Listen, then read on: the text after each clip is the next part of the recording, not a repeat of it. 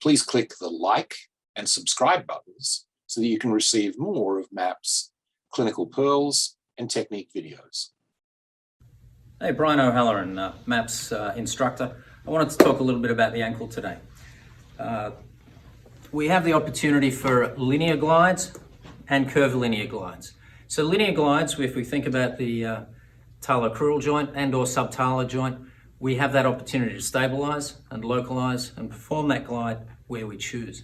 A common mistake people make is they think they're performing linear glides and they end up putting torque into the movement, turning it into a curvilinear movement. Yeah. Now my interest today is to talk about that curvilinear movement.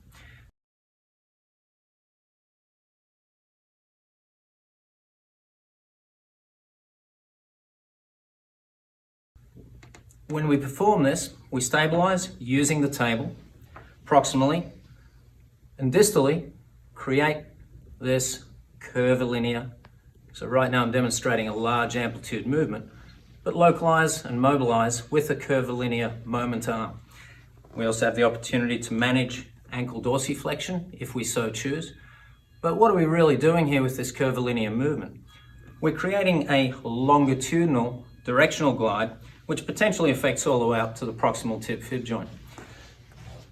Consider the syndesmosis, and yet this area is quite mobile. Palpate, feel. If you've not done it before, have somebody else come and do it, and palpate and feel proximally to see what that movement actually does.